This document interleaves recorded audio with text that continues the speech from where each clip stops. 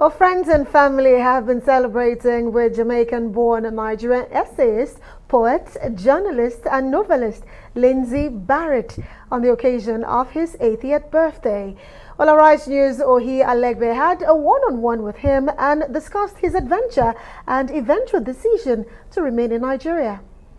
And welcome. My name is Ohi Alegbe. And we're in the home of a great mind, a quintessential human being who, in fact, can be described as a citizen of the world. He doesn't just belong to Nigeria. He belongs to West Africa. He belongs to Africa. He belongs to the Caribbeans, and is indeed a citizen of the world. In Jamaica, where he was born, they see him as a poet. In Nigeria, sometimes we see him as a reporter, a jazz enthusiast, and oftentimes a mentor to the younger generation. Lindsay Barrett. Happy birthday, sir. You are 80 years young? Yes. Do we use young or old? I feel young. It's good to know, sir. Yeah. It's been a long way coming. How has the experience been? Well, it's been quite an adventure, especially because when I came to Nigeria, originally I thought I was going to spend 2 weeks. But here I am, nearly 60 years later, I'm still here. You've made Nigeria your home. Yes, I have. How did the Esiogena come in? Well, quite interestingly, at the time I met a lady who I was working very closely with in the theater. And we became very close, indeed. And her parents, in fact, her mother gave me that name. Oh, wow. I learned then that the name meant gift of God. It was interesting for me because it taught me something I didn't know at the time. You know, when I first came to Nigeria, most of us coming from the African diaspora thought there were only 3 tribes, Hausa, Yoruba, and Igbo.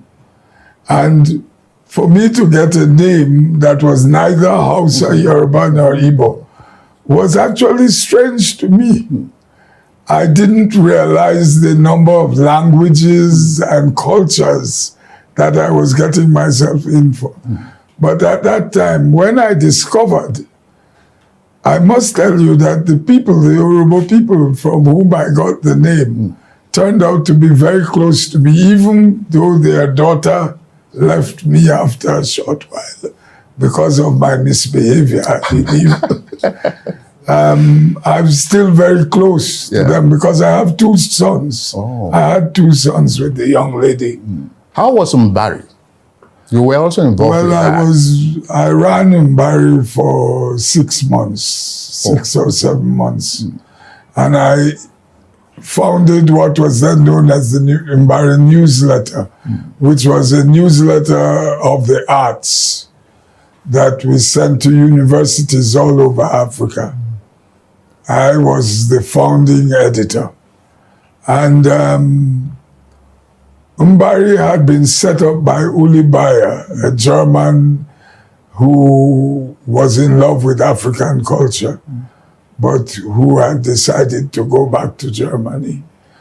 And it was then being run by a board made up of Wole Soyinka, John Pepper Clark, Agboje Higo, and I think Christopher Kibo. And they asked me, for some strange reason, they liked things I had written in Europe. And they saw the things, and they asked me to stay around and do some things with them. And that was the beginning of my stay. Because when I came, I didn't know that I would find anything to do here. I had just begun reporting for West Africa magazine. Okay. And I was a very ill-experienced and inexperienced reporter. Yeah. I knew nothing at all about Africa because they don't teach us enough about our ancestry, where I came from.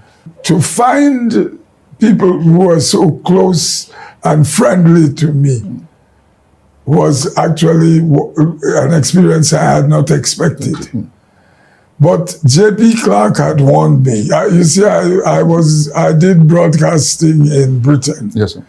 And I had interviewed Wole Soyinka and J.P. Clark in 1963 or so. 1962, I think, I interviewed them. And I'll never forget, when we went for a drink after the interview, J.P. Clark said to me, "What are you doing in this cold country? You don't look like an Englishman. Come to where the people look like you." And said it as a joke, Yeah. but it kept ringing in my mind, because when I left Jamaica, I claimed then that I was on my way to Africa. I didn't know how I was going to get to Africa. So when he said that to me, it started something ringing in my mind, that maybe that's a place you can practice your profession. Because at that time in Britain, we had no manageable media that would look at the lives of black people. Even today, they have a problem. But then it was very extreme. The resurgence, the excitement that was on about an independent Nigeria and where you could take it to culturally, politically, economically. Well, interestingly, let me tell you something. I arrived in July 1966, on the 6th of July. And few weeks later, there was a counter coup. But I had some friends in Ibadan University who set up a talk group. And that talk group used to meet in the house of the political scientist, Professor S.N. Udom. Okay, yeah. And members of the talk group included Ukpabi Asika, who had just come back from America and Guyana, you know. Then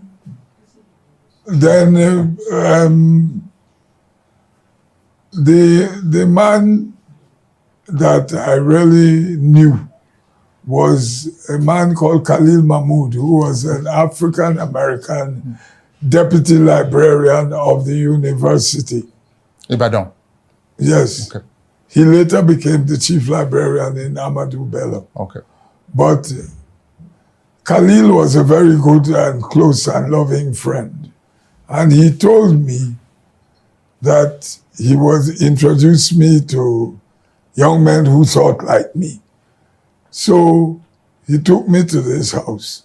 And the very first night we met there, we got into a quarrel because they were all very excited about the fact that there had been a coup, that there was going to be some kind of revolution. And I told them, I don't believe in military rule.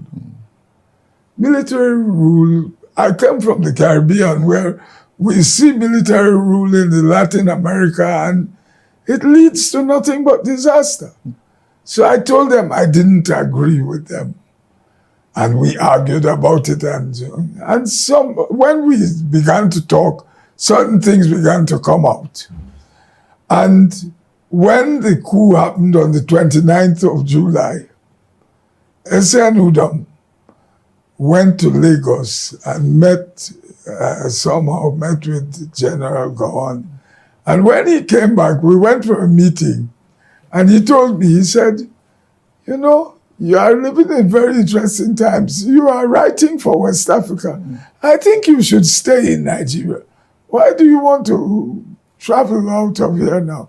Now something is happening that will interest you. And he said this because he had met General Gowon and he was convinced that the counter coup, strangely enough, the military men who took over thought like me, that there shouldn't have been a coup at all. So at 80, you received some congratulatory messages. Yes, I have. quite a number. Buhari says you are that irrepressible. one was on his own. General Buhari decided on his own and sent me a message that he was very happy that I had reached this age and so on. In fact, 2 people did so without any pressure. Himself and, strangely enough, Jonathan, the man he's supposed to have defeated. You know, I've had extraordinary greetings from both of them, signed greetings. And I'm very happy that they regarded me as a friend in spite of their own rivalry. You asked me, how did Mbari affect my... I'll tell you. Okigbo was living in Ibadan before the war. I think Chris, I don't know what job he was doing, but he was working for Cambridge. And he had a beautiful house where we would go and drink and have very elaborate lunches. And when Chris escaped to the east, at the time himself and Achebe had been living they had a house somewhere in Maryland where they used to meet. And I remember when they left, they drove to the east. I was very devastated because Chris was very, very close friend. And he used to come to Mbari to see me and so on. And I was very devastated and I wanted to travel to the east. At the time, Wole Soyinka traveled and told me he was traveling. I had wanted to travel with Wole, but one of my friends, I think Damas Woko or somebody, warned me and said, if you go, you may not be able to come back. I didn't realize things had gotten so seriously. So I waited for Chris to come back. Chris never came back. And I always say, for me, that was the real... I understood the tragedy of the Nigerian Civil War before the Civil War started. Because just the fact that he didn't come back, even though he hadn't died yet, made me see Nigeria in a new light. Because these were my friends. And if they felt they couldn't come from one part of the country to another, then something was wrong. Well, that's how it ended. Christopher Okigbo, fantastic poet. Yeah. And I hope that we are not teetering on that kind of experience. There are agitations now. Movements from here, movements from there. People seeking self-determination, etc., going to the United Nations to ask for some.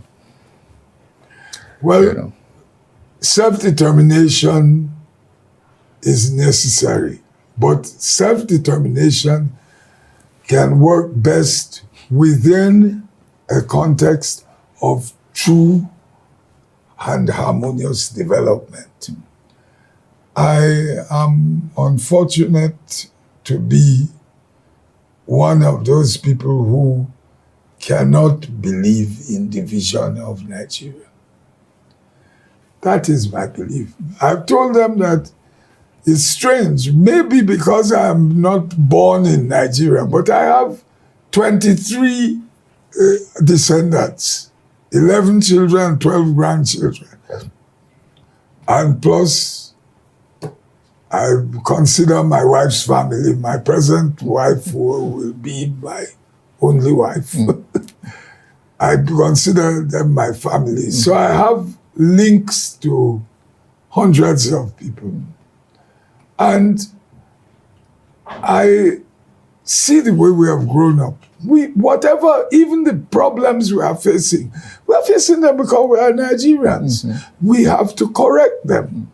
We can't just throw them away and say, the countries they want to create out of Nigeria, have they seen what has happened in southern Sudan? But as I say, I believe the need for equity in the society would help me live longer if they could achieve it. We need reconstruction of the Nigerian state. We need to seriously think about what do they call it now? There's a new word. Restructuring or what? Restructuring. Yeah. That restructuring started with General Gowon. So let us continue. Don't think we have reached the end. In any case, we have been restructuring Nigeria ever since the military came in. We went from regions to states. States became from 12 to 19 to 36. You know. So we are restructuring, but we need to restructure our minds. It's been wonderful speaking with you, sir. Okay. We issue many more years of commitment to humanity and contributions to the growth of the Nigerian state and space. We're looking forward to the memoir and more years of service to humanity.